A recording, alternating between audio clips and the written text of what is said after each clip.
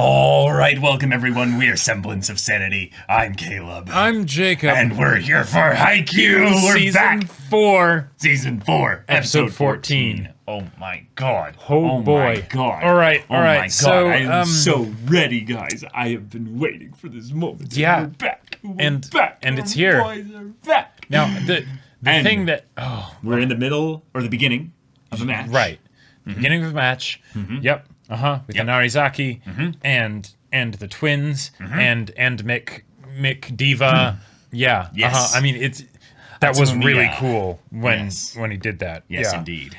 But okay. And freaking Hinata forgot to spike earlier. Yep. So we're already seeing how this is going to be a game that will be kind of the equivalent of a Shiratorizawa Abujosai style, where a lot of it will be about the players basically getting into their grooves, Right. and making sure that they're able to stay focused on this match. We do have interference of sorts coming from the stands. Those bastards. Even It's legal, even but... Atsumamiya is frustrated by them as well. He's like, "Hey, too much cheering Yes. during my serve. Don't you dare interrupt it." That's right. Which is amazing. But I will not Hilarious. forgive them for booing Asahi. Yeah, No. dirty stuff. We're gonna have them cheering though by the end of this. You know what it's gonna be? It's gonna be the first Rolling Thunder from Nishinoya, where he's basically like, like Oh yeah. just because Nishinoya flexing. gets to on wear the other black team. primary for his, He for does! his jersey He for the first does! time in pretty much forever, I think. So, like they're a going to very be on rare fire thing, for this indeed. match.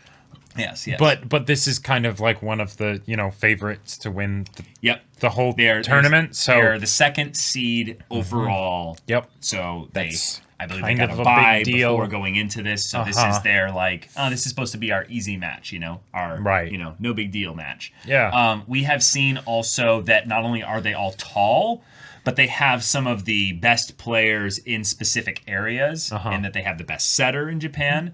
They have one of the best hitters, aka spikers, the Ojiro. Yep. An amazing spiker as well. They also have fantastic height from a lot of their secondaries. And then Rintaro, who's apparently like a short Tsukishima. yeah. So that's going to be something that'll be quite terrifying as well. But hey, our boys have come so far. Yeah. And they are going to have to face at least either Fukurodani or Nekoma. There is gotta no way that happen. Inarizaki is going to stop them from facing them in the needs to in happen. nationals. So, y'all, without further ado, let's get into this. All right, everyone, now be sure to go check out the reaction portion of the video in the description below, then come back here for the discussion.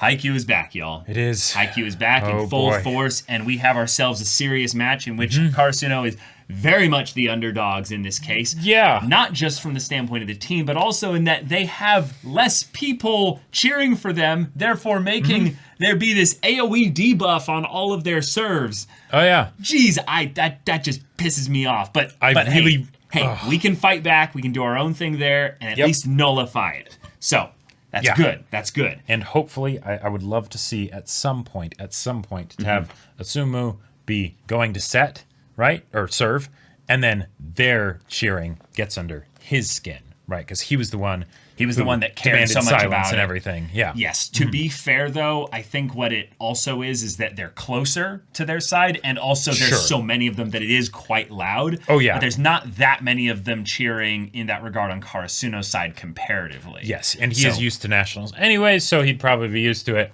But Also, Karasuno was not doing anything when the other team was serving. That they is were only true. doing it when their team was serving. So in that respect, they're not playing playing nice. they're not playing as dirty Right. as the Inarizaki crowd is. and their cheering had style. Like, oh man, that like Psycho. Good choice. Yes, very good choice. Like that was wonderful. Yeah. I loved it. I loved that she showed up late. She was drinking until 5 a.m. Yeah. And still, that had nothing to do with why she showed up late necessarily. They just got lost. Yep. Which totally makes sense. They're in an unfamiliar area and stuff like that. And there's probably a caravan of them. And, the others are counting on the front one to lead or something like Yep. that. And So good stuff. Good stuff. And I'm sure she has mastered the art of drinking ridiculous amounts. Totally. While at the same time remaining completely functional. But God, I love getting to see my boys again in new stuff. I've been rewatching the show in different parts, getting prepped and ready for this. I'm so excited. I love seeing Hinata having just his moments of sunshine and just, Yep. like this is happening. This is real. Just to think about this young boy that we saw in junior high struggling just to be able to find a team of people to play with or to even practice with. And now he's got some amazing people that he doesn't even need to be on the court with. He can just cheer them on. He's so excited. Yep. And we have people outside the game even, like Bokuto just being like, Hinata! Yeah. There he is! Yeah. There he is! That's my Kohai or something like that, I think is what it is. Kohai or Kohai. Kohai. Yeah, It is. Kohai. Yeah. Yeah. Senpai and Kohai, yeah. Right. But, it's just, it's so good. There were a lot of great, points this episode. Some terrifying ones. Yeah. But I gotta say, Tanaka, you did good. You did good. Even though, you messed up the serve. It's fine. You did good. You beat 3 blockers. Exactly. Spiker. Yeah. You are looking like awesome. a badass to your girl out there. Which Yep. She was she noticed. She was very much aware of not only the skill required in order to do that, but also seeing the growth, the difference of where he used to be just hit the ball really hard and now he's showing his chops, his extra extra brain skills going in there. And of course Daichi, wonderful, and as in classic Daichi fashion, it's the kind of thing where it can kind of go unnoticed, but it's like, I'm Daichi, I'm here, I got you, boo. Exactly. So I love it. But okay. For the they made it quick. They made that quick. Yeah, and this is some twin telepathy powers involved there, and I will just say, being brothers with someone who I can use that telepathy stuff with, it's can go powerful. Back and forth. It's powerful, but if you have it in a competitive environment,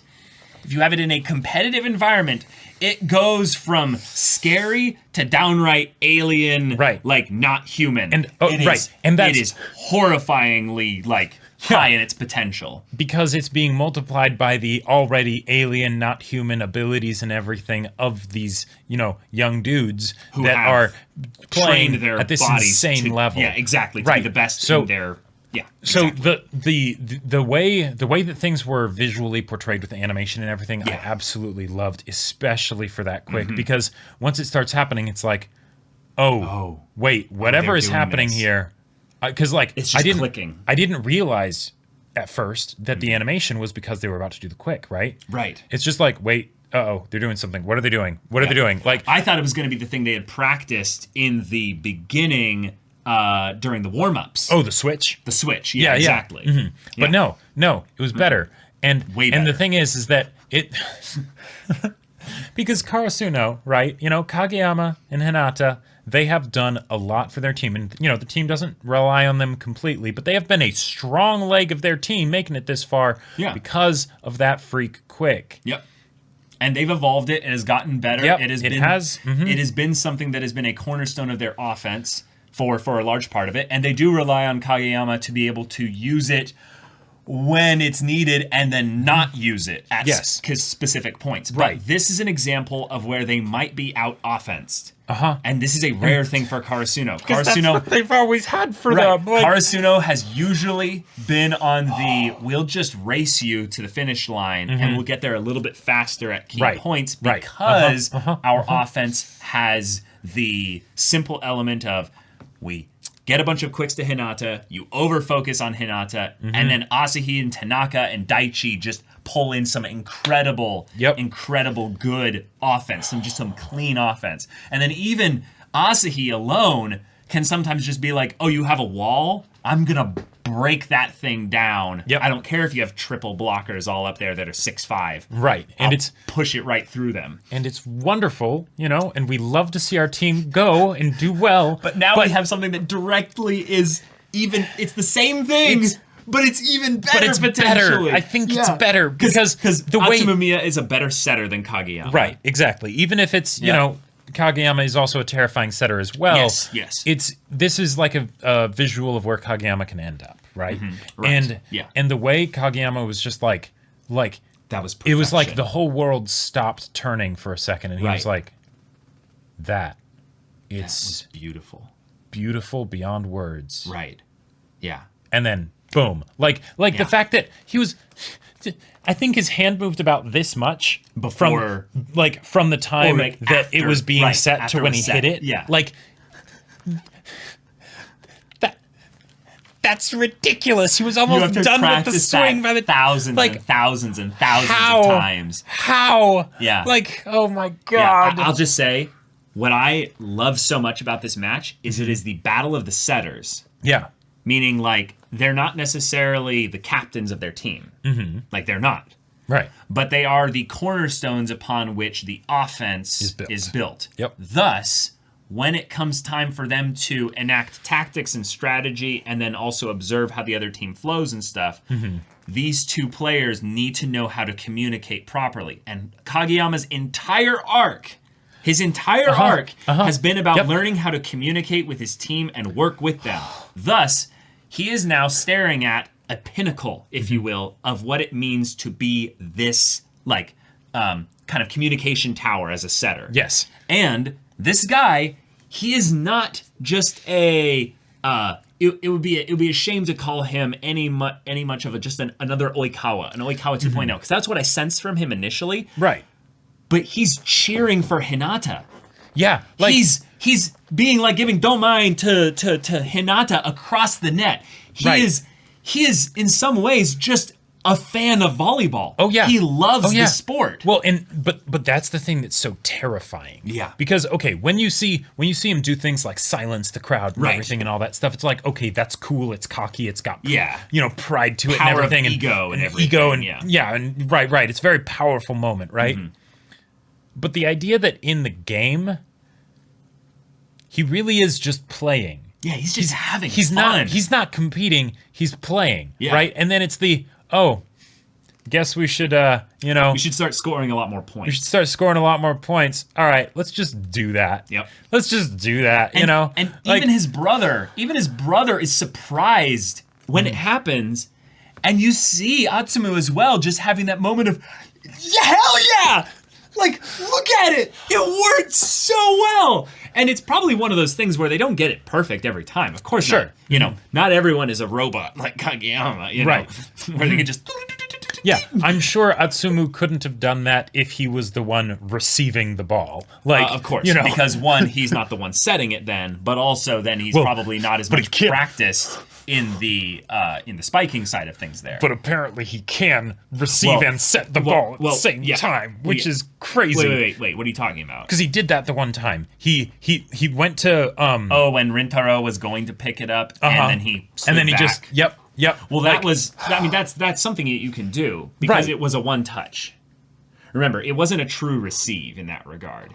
I believe it was Tanaka. Oh. Tanaka hit it off. It was either Tanaka or Asahi hit it off the blockers and became a one touch. So it's really spinning slowly and having a big strong arc there. Yeah, it wasn't a full like spike receive, clear shot, and then he stopped it and set it. Right. Yeah, okay. And that pissed off a lot of the other players on the outside because it was kind of, it was in some ways Atsumu a little bit doing another bit of an ego play because he was flexing on them, basically saying, I'm not going to give you time to prep by having there be 3 hits. I'm going to basically say, no, I'm setting immediately to our strongest hitter in Aran. I think we're going to call him Aran because that's what the team is calling him in the subtitles. Yeah. Even though I was calling him Ojiro. I guess. Right, and first name is a habit for the team is probably going to be helpful since 2 of them are brothers, hence same last name. Right. That can be a good thing for this one here, even though we oftentimes will just call him by the last name. Yeah. But, oh man, this is one of those things where, because leading up to Nationals, right, there was this whole idea of, well, one, they wouldn't even be able to beat Shiratorizawa, right, because that'd be impossible, right? But it was this whole thing of, there's just no way, and yet they keep going, right? Like, Karasuno keeps beating the odds and just doing some fantastic volleyball, and it ends up being enough, right? It ends up being enough time and time again so that they can keep going and keep playing. Yep. And this follows that same pattern. Right. So it's like, shouldn't be a problem, right? They'll pull through because they are, God damn it, they are going to face either Nekoma or Fukuro Dodani. Yep. It has to happen. It has to happen.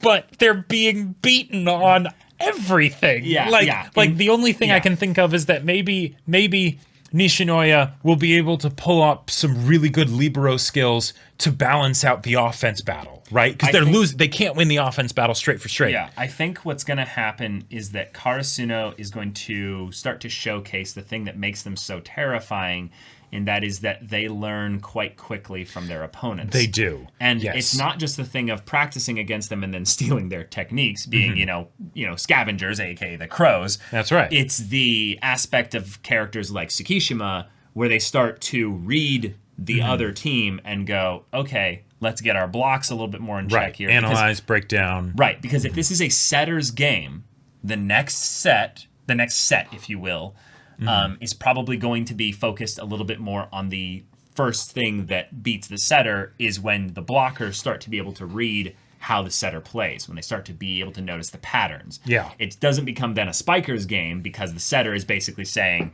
hey, you guys are just going to have the best games of your lives because we're just being good setters, which means in that respect, they kind of cancel each other out as spikers. It's just whoever has better spikers is going to get maybe a little bit more points on average. But the blockers can really start to mess with the setters by starting to then go, oh, I'm starting to see some tendencies here. I'm starting to see that you're getting predictable. Oh, now you're going to go for this one here. We're going to make it now really annoying for the spikers and then make it tricky for them to have that best game, which then feeds back to the setter needing to adjust. Right. Thus, whichever setter is able to adjust, quicker or more effectively ends up helping the game go in the favor of their team. Right. Yeah. Yeah. But that's this game. We are following every point here, guys. This is a serious long form match, and hey, it's been a while since Shiratorizawa in terms of just how long it's been, but let's freaking go. Let's have a good, long Haikyuu match. But even with Shiratorizawa, it was something where, okay, if we take down Ushiwaka, then we'll probably be able to beat them on offense, right? It won't be a destroying them or anything, but we'll be able to edge past them. Right. But in this case, it's not something different, really. It's the same thing, just better. Like, how do you outmaneuver that? Yeah, I think the way we need to separate in our minds a little bit how this is different from Shiratorizawa is that Shiratorizawa focused on strength primarily, right? Just overwhelming power. Yes. Regardless of which part they were going from there, you could see that in all the players, even down to their first year rookie that they had. Yes. In that match. In this one, I think what it is that actually this team is a lot closer to Karasuno in some ways. They're actually in style a team, and everything. Yeah, they're actually a team that relies on really clever, really smart volleyball play. They are not a perfect team like Shiratorizawa. Shiratorizawa had a honed, focused drill strategy. Right. We just will eventually break the wall. We saw them destroy other teams with this kind of style there. With Inarizaki, I feel what it is that they have a really solid bond as a team, and yet they also have some very clear little weaknesses here and there as a team. So they've more been on the rise, and they're feeling maybe that excitement and that hype build up. So if we find a way to maybe have them lose a little bit of their symphony, take away their rhythm, if you will, then we might see a little bit of those weaknesses become expounded upon, and then we can have some character development there. Because what I really want to see primarily is the twins actually have some issues that pop up. Okay. So there's some desynchronization that could happen. I want to see also their captain come in and have to maybe take a little bit more of a direct like kind of leadership role as opposed to Atsumu. Yes, and that would be great. Then that could lead to some moments where if Atsumu Miya's ego is a problem, it could come out in a way that would Sure. be negative, maybe Yeah. towards the latter parts of the match. But other than that, we are starting to see some really cool, like, one-on-one across the net matchups that could get really, Yes. really interesting. Last thing I want to say is that I loved when Hinata was like getting ready to serve, right? And they're all like, okay. And he's like, oh, everyone's watching me. This is great. This is great. And they're like, what's he going to do? Is he going to do a jump serve? float? A jump? Yeah. Oh, Boom. Regular. just regular vanilla. Like, oh my God, that was so hilarious. Hoshiyumi, you could feel his just disappointment. What? He was just like right. Okay. Because he saw their quick earlier and he was like, Yeah. yeah, okay, Right. all right. And then it's just, all right. Sure. All right, I suppose. Yeah. All right. That's not his strong That suit. that works too. Oh my God, though. The comedy in Haikyuu is so great sometimes with having it be something within the technical aspects of volleyball, like when the ball hit Hinata's foot. Like, Yes. oh my God. That was great. That was beautiful. And just the way the ref on the was side like, just kind of goes, and you immediately can see in his head where he's all like doing the math in that his head of the happen? geometry where he's like, I heard the sound and the trajectory, the way it bounced means it could not have hit the ground. Right. It literally could not have hit the ground. So did it really not only hit his foot, but like the incline of his calf to his foot so that it actually had a diagonal angle coming back up to it? And it's just one of those moments of where you're like you can feel the stress coming from like Kageyama, for instance, where he's like, really? Yeah. And this was literally the thing that in the previous half of the season, Hinata was figuring out how to Maneuver position his feet. himself into a place based on where the blockers would be so that he could receive better and then also prepare to receive in that respect. But he spent so much of his time getting into the position so that the spiker would have to do a straight directly into him that his hands didn't get down in time and it went right through his wrists. Oh, that's good fun. Yeah. But y'all, thank you so much for watching this episode's reaction and discussion. Haikyuu is back. We're hyped and we're gonna be doing these and they're just I'm ready, y'all. But if you want to check out like a full-length timer version of these reactions so you can get the entire experience and sync up your footage to that, check out the link in the description below for our Patreon. Any level support gets you access also to our Discord where you can chat with us and the community there about each episode as they come out. It's going to be really hype. You can also talk with us there about anime in general. And you can also talk with Jacob about the sci-fi novel that he wrote. That's right. If you want to see some crazy team dynamics in a sci-fi novel, totally similar to Haikyuu, my sci-fi novel Battle Lines is on Amazon. If you want to check it out, the link's in the description. Yeah, so if any of that interests you, we'll see it there. But until then, we're Semblance of Sanity. I'm Caleb. I'm Jacob. And we'll see you all Next time.